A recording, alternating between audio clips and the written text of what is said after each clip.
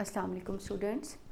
आज हमने first year का चैप्टर नंबर 3 का टॉपिक नंबर 3.4 स्टार्ट करना है, जो कि है इलास्टिक और इन इलास्टिक कोलिजन से रिलेटेड।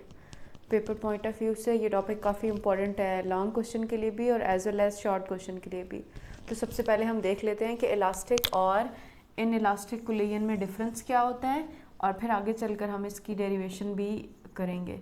तो सबसे पहले हम बात करते हैं इलास्टिक और इन इलास्टिक कोलिजन में। तो नंबर 1 जो डिफरेंस है वो आप इन दोनों की डेफिनेशन लिख सकते हैं। तो इलास्टिक कोलिजन वो होती हैं those collisions in which kinetic energy and momentum both are conserved, यानी कि वो कोलिजन्स जिसमें काइनेटिक एनर्जी मोमेंटम दोनों कंजर्व रहते हैं उसे हम इलास्टिक कोलिजन कहते हैं। और इन इलास्टिक में हो जाएगा दोज कोलिजन्स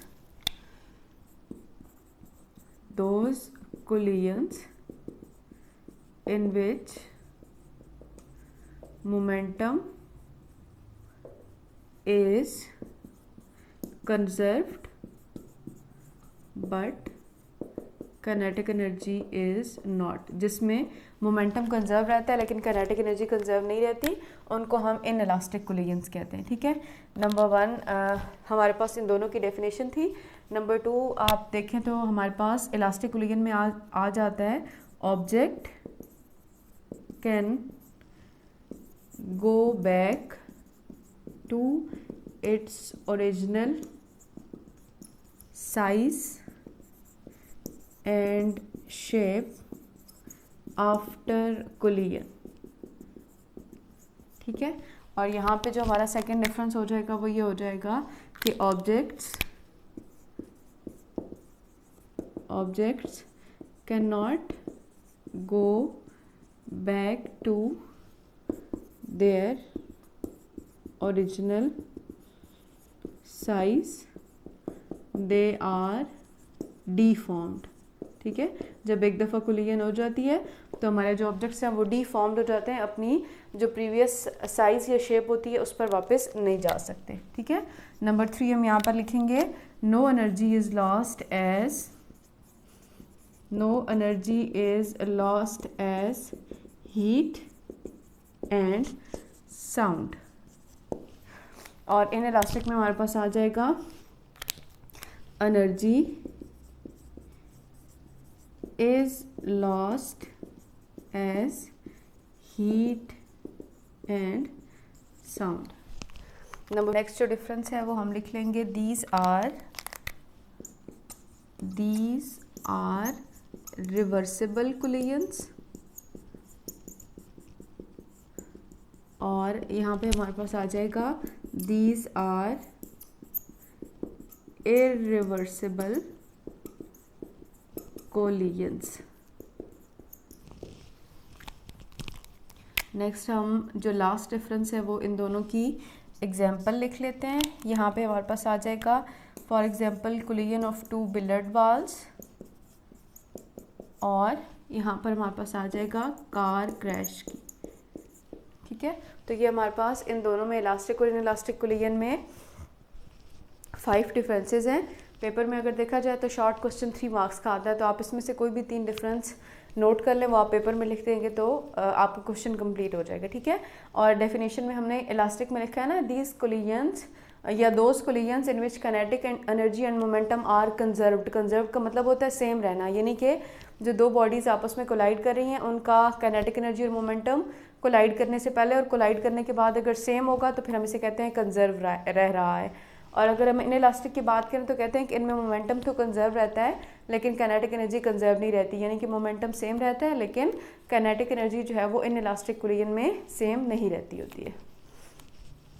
नेक्स्ट हमारे पास इस टॉपिक में इलास्टिक कोलिजन इन 1 डायमेंशन की डेरिवेशन गिवन है, तो हम अपनी डेरिवेशन को स्टार्ट करते हैं। Elastic collision in 1 dimension.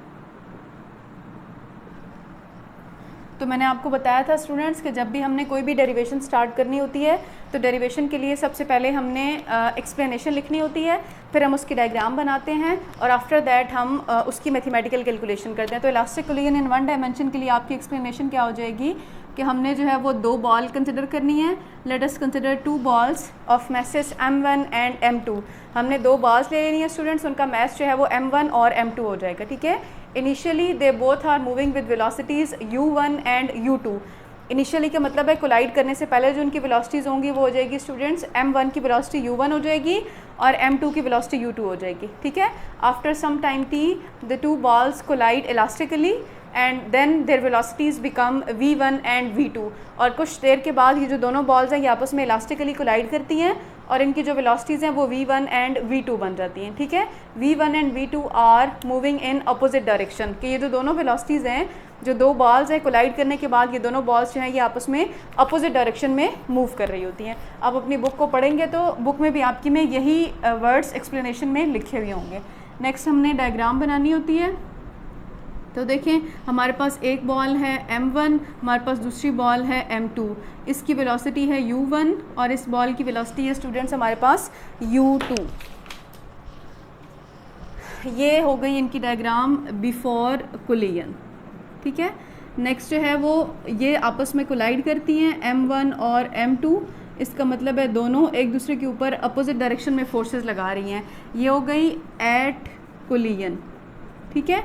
और कोलाइड करने के बाद स्टूडेंट्स m1 और m2 अपोजिट डायरेक्शन में मूव करना शुरू कर देती हैं, ठीक है।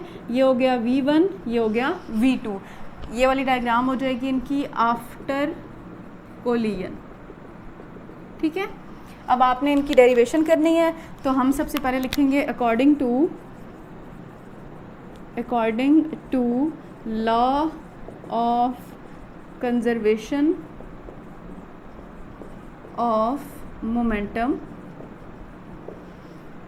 Initial momentum is equals to final momentum. Students momentum का formula p is equals to mv होता है, तो यहाँ पे आ जाएगा हमारे पास m1 u1 plus m2 u2, इस तरह से m1 v1 plus m2 v2। अब हम क्या करेंगे, 1 वाली टर्म्स को कंबाइन कर लेंगे, m1 u1 minus m1 v1 और m2 v2 minus m2 u2 आ जाएगा। अब यहाँ से देखिए m1 कॉमन आ रहा है, यहाँ से m2 कॉमन आ रहा है, तो m1 कॉमन लेके u1 माइनस v1 और यहाँ से स्टूडेंट्स m2 कॉमन लेके v2 माइनस u2 आ जाएगा। इसको हम इक्वेशन नंबर 1 कह लेते हैं, ठीक है। नेक्स्ट हम लिखेंगे अकॉर्डिंग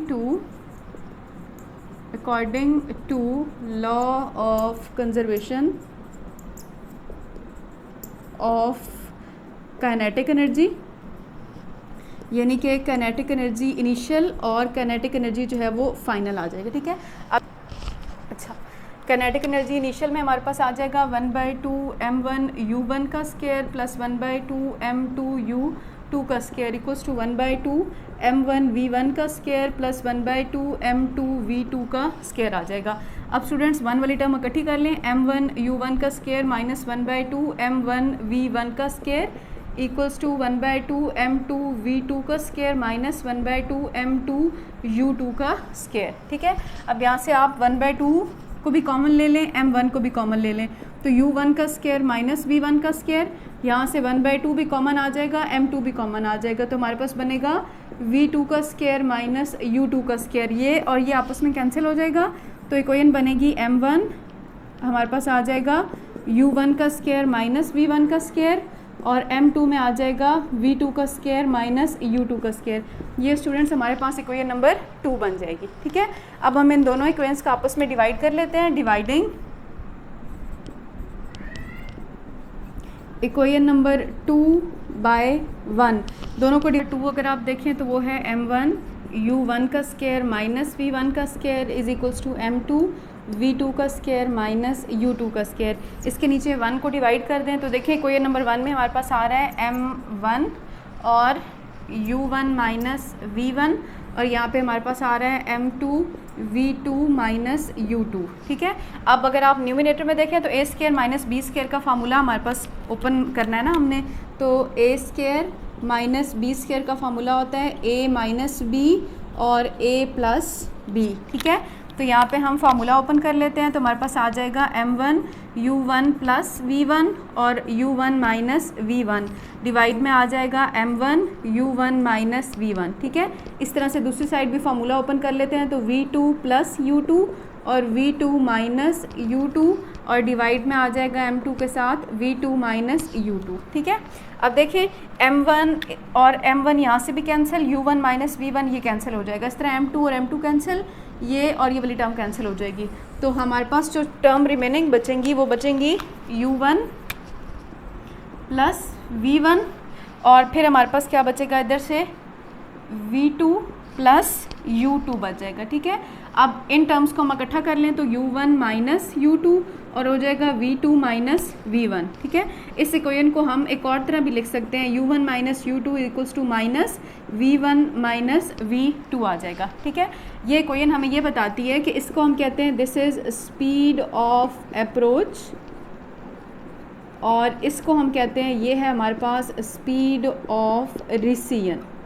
यानी कि अगर आपको पेपर में क्वेश्चन आ जाए ना कि proof that speed of approach is equals to negative of speed of recession, तो आपने जो है वो ये वाली यहाँ तक की कोई प्रूफ कर देना है। स्पीड ऑफ अप्रोच क्या है, कोलाइड करने से पहले की जो दोनों वेलोसिटीज़ की स्पीड्स थी वो u1 माइनस u2 था, और स्पीड ऑफ रिसीजन क्या था, कोलाइड करने के बाद जो दोनों बॉडीज़ की वेलोसिटीज़ थी वो हमारे पास स्पीड ऑफ रिसीजन कहलाती हैं। ठीक है, अगर पेपर में जस्ट यहाँ तक क्वेश्चन आए तो फिर आपने यहाँ तक की डेरिवेशन करनी है। और अगर आपसे कहा जाए कि also calculate values of v1 and v2 तो फिर आपने इससे नेक्स्ट पार्ट सॉल्व करना है, जो कि अभी मैं आपको सॉल्व करके बताऊँगी।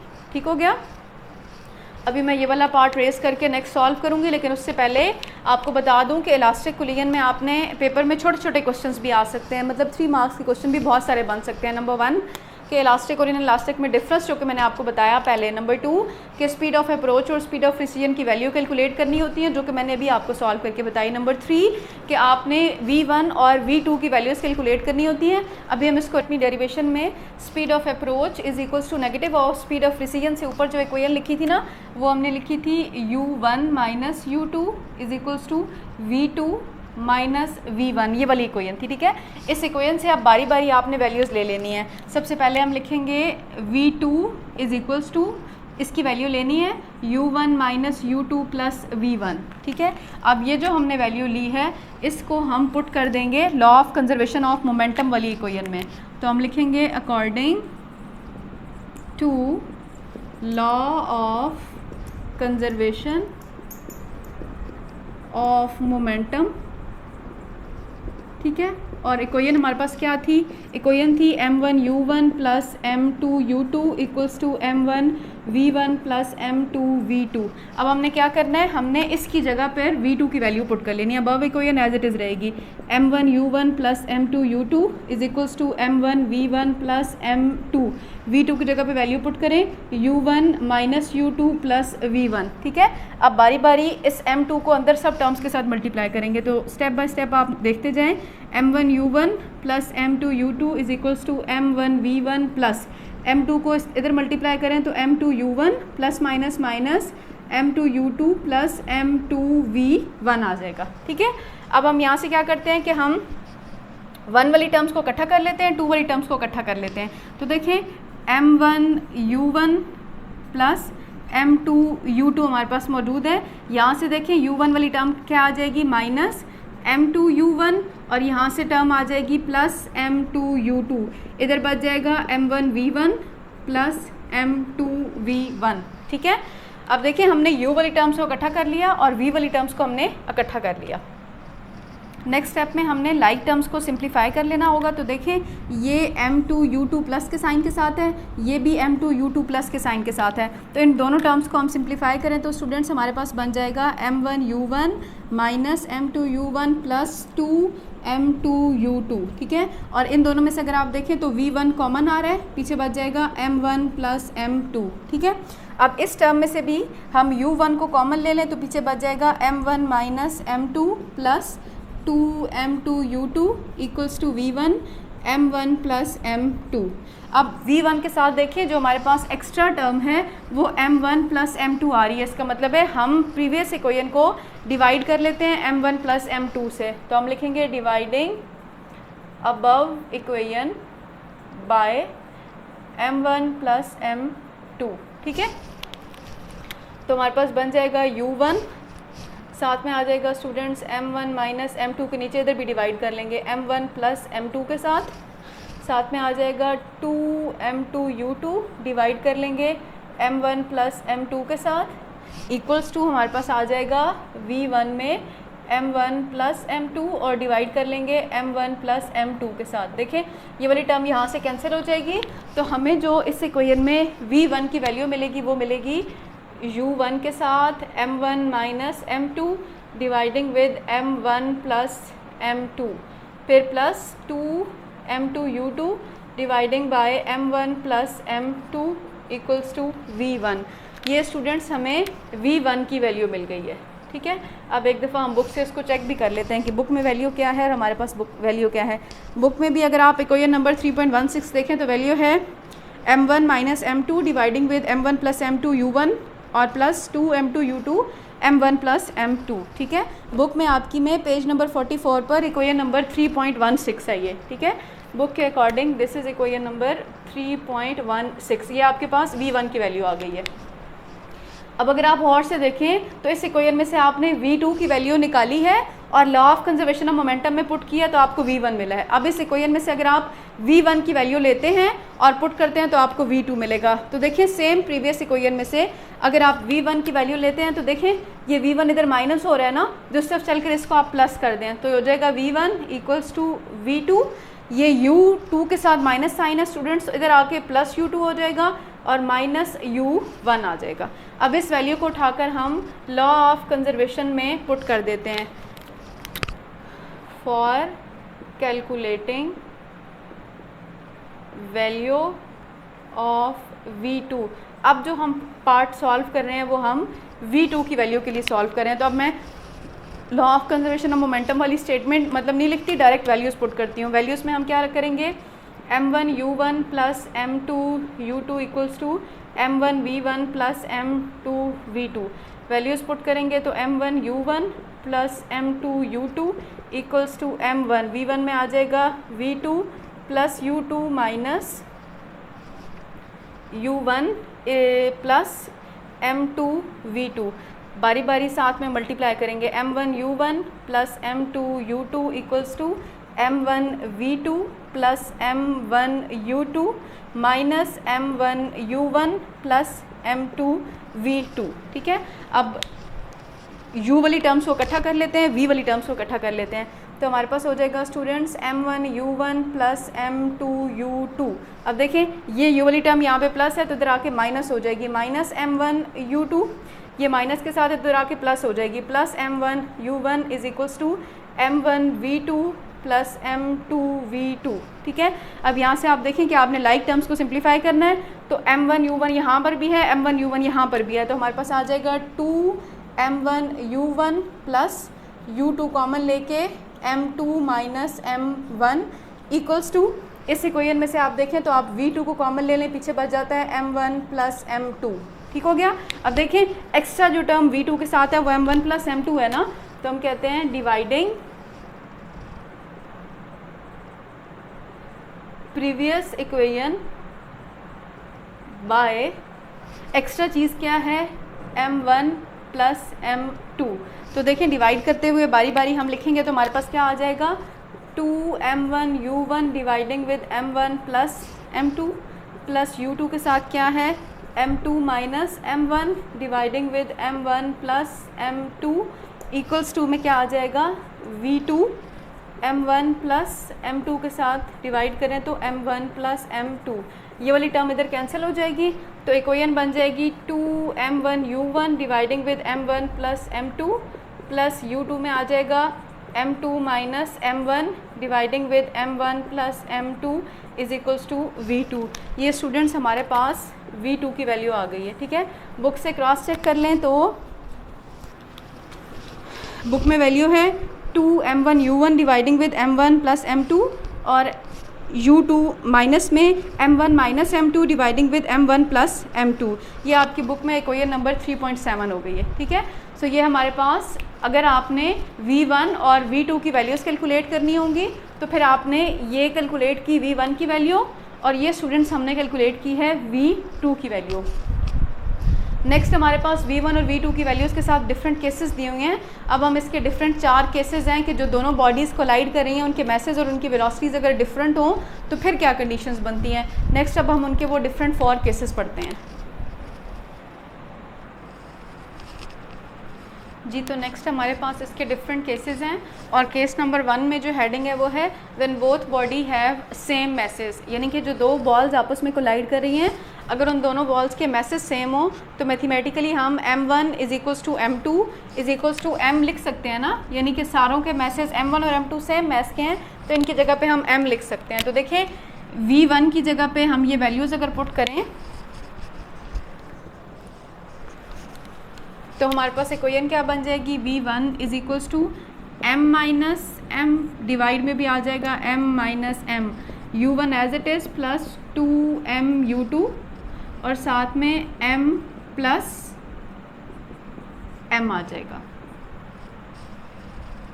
ठीक है, अब इस इक्वेशन में अगर आप देख लें तो हमारे पास m1 - m और ये मतलब ये सारी टर्म जो है वो ज़ीरो हो जाएगी, 0 मल्टीप्लाई विद u1 और यहाँ पे भी 0 आ जाएगा plus 2m u2 dividing with m और m को ऐड करें तो 2m आ जाएगा। इसका मतलब है ये वाला इसके साथ कैंसिल, 0 से मल्टीप्लाई करें तो सारी टर्म कैंसिल।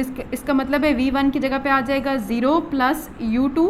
तो आप यूँ लिख सकते हैं कि v1 जो है वो इक्वल, इसका आंसर आ जाएगा इक्वल टू u2। ठीक है, और इसी तरह से अगर आप v2 में वैल्यू पुट करें तो स्टूडेंट्स हमारे पास हो जाएगा 2m u1 dividing by m plus m minus m - m plus m u2। बारी बारी सिंप्लीफाई कर लें तो हमारे पास v2 की वैल्यू क्या बन जाएगी, 2m u1 dividing with m plus m करें तो ये 2m हो जाता है minus 0 dividing by 2m multiplying with u2। अब देखें ये वाला 2m और इसके साथ कैंसिल हो जाएगा, 0 के साथ किसी चीज़ को मल्टीप्लाई या डिवाइड करें तो आंसर हमेशा 0 ही बनता है। इसका मतलब है स्टूडेंट्स v2 की वैल्यू आ जाएगी v2 की वैल्यू आ जाएगी u1 - 0। इसका मतलब है v2 = u1 आ जाएगा। ठीक है, यूँ लिख के फिर आपने इसका प्रॉपर रिजल्ट भी मेंशन करना है। अब इस वाले केस में अगर आप देखें तो v1 जो है यानी कि जो आफ्टर कोलिजन है वो वेलोसिटी u2 की इक्वल है और v2 जो है वो u1 के इक्वल है। इसका मतलब है इस केस में हमारा रिजल्ट क्या होगा, both the velocities are interchanged. आप जो है वो प्रॉपर रिजल्ट की हेडिंग देंगे यूँ और आप कहेंगे both the velocities of the balls are interchanged, यानी कि जो दो बॉल्स हम यूज़ कर रहे हैं इन दोनों बॉल्स की जो वेलोसिटीज़ हैं वो हमारे पास इंटरचेंज हो गई हैं। ठीक है,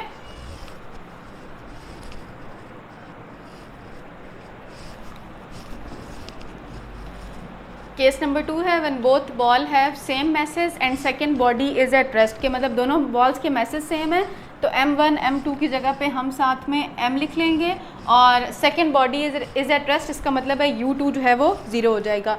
तो सबसे पहले हम v1 की वैल्यू लिख लेते हैं। v1 जो है वो इक्वल था m1 - m2 dividing with m1 plus m2, multiply करना था u1 के साथ plus 2m2 u2 dividing bye with m1 plus m2। ठीक है, अब ये जो दो वैल्यूज़ हैं ये बारी बारी हम पुट कर लेते हैं तो हमारे पास हो जाएगा m - m dividing by m plus m u1 plus 2m u2 की जगह पे 0 dividing by m plus m। ठीक है, सिंप्लीफाई कर लेते हैं students, m - m 0 dividing with 2m multiply u1 plus 0 dividing by 2m। इसका मतलब है v1 में 0 से डिवाइड करें और मल्टीप्लाई करें तो 0 प्लस 0। इसका मतलब है आप यूँ कह सकते हो स्टूडेंट्स v1 यानी कि जो फर्स्ट बॉल है कोलाइड करने के बाद रेस्ट पर आ गई है। और अब आपने v2 सॉल्व करना है। v2 के लिए इक्वेशन होती है 2m1 u1 dividing by m1 plus m2 और माइनस के साथ m1 माइनस m2 साथ में आ जाता है m1 प्लस m2 u2। अब इसमें भी बारी बारी वैल्यू पुट करें तो 2m u1 dividing by m plus m minus m, यहाँ पे आ जाएगा m प्लस m, u2 की जगह पे 0 लिख लेंगे, ठीक है। सिंप्लीफाई कर लें स्टूडेंट्स, तो 2m u1 dividing by 2m minus 0 dividing by 2m multiplying with 0, ये इससे कैंसिल, इसका मतलब है v2 equals to u1 minus 0, तो v2 की वैल्यू जो है वो u1 आ जाएगी, ठीक है। इस तरह से इस केस में भी आप जब मेंशन करेंगे तो अपना रिजल्ट आप लिखेंगे कि वो जो फर्स्ट बॉल है कोलाइड करने के बाद रेस्ट पर आ गई है, और वो जो सेकंड बॉल है that is moving with the velocity of first ball, यानी कि सेकंड बॉल पहली वाली बॉल की वेलोसिटी के साथ मूव करना स्टार्ट कर देगी। इस तरह से हमारा थर्ड केस है when m1 is very very small as compare to m2। इस केस में हमने क्या देखा कि जो m1 है वो बहुत ज़्यादा स्मॉल है, इतनी स्मॉल है कि हम m1 को निगलेक्ट करके 0 पुट कर सकते हैं, और m2 रेस्ट पर है, इसका मतलब है m2 की जो वेलोसिटी हो जाएगी वो 0 हो जाएगी। m2 इज़ एट रेस्ट है, इसका मतलब है यहाँ पर सॉरी u1 नहीं बल्कि u2 इक्वल्स टू 0 होना चाहिए। अच्छा, अब बारी बारी वैल्यूज़ को पुट कर लेते हैं, तो v1 is equals to m1 minus m2 dividing by m1 plus m2 u1 plus 2m2 u2 dividing by m1 plus m2। अब यहाँ पे हमने क्या करना है, m1 की जगह पे 0 पुट करना है, इसका मतलब है 0 माइनस m2, इधर भी 0 plus m2 u1 as it is plus 2m2 u2 की जगह पे 0 पुट करना है, m1 की जगह पे 0 प्लस m आ जाएगा, ठीक है। 0 माइनस m2 करें तो हमारे पास आ जाएगा minus m2 dividing bye plus m2 multiplying with u1 plus 0 dividing by m आ जाएगा। इसका मतलब है ये और ये कैंसिल, प्लस माइनस करेंगे तो माइनस u1 आ जाएगा। इसका मतलब है यहाँ पर जो v1 है वो u1 वेलोसिटी के साथ मूव कर रही है, कोलाइड करने से पहले जो वेलोसिटी थी उसके साथ मूव कर रही है, लेकिन अपोजिट डायरेक्शन में। नेगेटिव साइन जो है वो अपोजिट डायरेक्शन को रिप्रेजेंट कर रहा है। और फिर हमारे पास v2 की वैल्यू क्या होती है, 2m1 u1 dividing by m1 plus m2 minus m1 minus m2 dividing by m1 plus m2 के साथ u2 आ जाएगा। बारी बारी वैल्यूज़ पुट करना शुरू कर दें, तो v2 इक्वल्स टू 2, m1 0 था, u1 dividing by 0 plus m2, फिर आ जाएगा minus 0 minus m2 0 plus m2, और u2 की जगह पे हमने पुट करना था 0। इसका मतलब है यहाँ से अगर आप देखें तो v2 में 0 के साथ मल्टीप्लाई करके डिवाइड करेंगे तो सारा फैक्टर 0 हो जाएगा, माइनस इधर भी मल्टीप्लाएंगे 0, इसका मतलब है v2 इक्वल्स टू 0 है, यानी कि सेकंड बॉडी जो है वो रेस्ट पर आ गई है, और पहली बॉडी जो है वो पहली बॉल जो है वो सेम उस वेलोसिटी से मूव कर रही है जिससे बिफोर कोलिजन मूव करी थी। कोलाइड करने के बाद भी सेम वेलोसिटी से मूव कर रही है, लेकिन इस केस में हमारे पास जो डायरेक्शन है जस्ट वो अपोजिट हो गई है, ठीक है। नेक्स्ट हमारे पास इसका फोर्थ केस है, वो ये है कि m1 is greater than m2 and is at rest, यानी कि जो पहली बॉल है उसका मैस बहुत ज़्यादा है, m2 जो है वो बहुत छोटे मैस की है। इसका मतलब है m2 के मैस को हम 0 ले लेंगे, और इज़ एट रेस्ट रुका हुआ है तो m2 की वेलोसिटी भी जो है वो 0 हो जाएगी। अब वैल्यूज़ पुट करें तो v1 इक्वल होता है m1 minus m2 dividing by m1 plus m2 u1 plus 2m2 u2 m1 plus m2 के इक्वल होता है। अब ये वैल्यूज़ पुट करें तो m1 minus 0 dividing by m1 plus 0 multiply करेंगे u1 के साथ, प्लस 2 0, यहाँ पर भी 0, m1 प्लस 0 आ जाएगा, ठीक है। v1 को सिंप्लीफाई करें तो m1 dividing by m1 multiplying with u1 आ जाएगा, प्लस 2 को मल्टीप्लाई करें 0 के साथ, डिवाइड करें तो 0 हो जाएगा, ये इससे कैंसिल, तो v1 इज़ इक्वल्स टू हमें मिल जाएगा u1, ठीक है। और इसी का अगर हम सेकंड पार्ट सॉल्व करें तो मैं यहाँ पर सॉल्व कर लेती हूँ कि जो v2 है उसकी वैल्यू होती है 2m1 u1 dividing by m1 plus m2 minus m1 minus m2 dividing by m1 plus m2 multiply करते हैं u2 के साथ। अब बारी बारी यहाँ पर भी हमने वैल्यू पुट कर देनी है, तो हमारे पास 2m1 u1 dividing with m1 plus 0 आ जाएगा बिकॉज m2 0 है, ठीक है, minus m1 minus 0 m1 plus 0 multiplying with 0 आ जाएगा। अब इस केस में भी अगर आप देखेंगे तो v2 की वैल्यू क्या आ जाएगी, 2m1 u1 dividing by m1 minus ये सारी टर्म 0, ये इसके साथ कैंसिल, तो v2 is equals to 2 times of u1 आ जाएगा। अब इस केस में अगर आप देखें तो v1 जो है कोलाइड करने के बाद वो पहली बॉल की वेलोसिटी के साथ मूव करेगा, लेकिन v2 जो है इसकी जो वेलोसिटी है ये फर्स्ट बॉल की वेलोसिटी के डबल हो जाएगी, यानी कि उससे 2 टाइम्स ज़्यादा वेलोसिटी के साथ सेकंड बॉल जो है वो मूव करना स्टार्ट कर देगी। आपकी बुक का पेज नंबर 45 है और यहाँ पर उसने केस नंबर 1, 2, 3, 4 4 केसेस बताए हुए हैं जो कि मैंने आपको बताए हैं। इन चारों केसेस में स्टूडेंट्स सिर्फ आपने ये याद रखना है कि जब आप केस को याद कर रहे होंगे ना कि one both balls have same mass and second is at rest, तो इसको देख के आपने पहले इसकी मैथमेटिकल इक्वेशन बना लेनी है कि दोनों के मैसेज सेम है, तो m1 m2 m के इक्वल हो जाएगा। सेकंड इज एट रेस्ट, तो सेकंड बॉडी की जो वेलोसिटी होगी वो 0 होगी ना, बिकॉज कोई भी ऑब्जेक्ट जब रेस्ट पर होता है तो उसकी वेलोसिटी 0 होती है।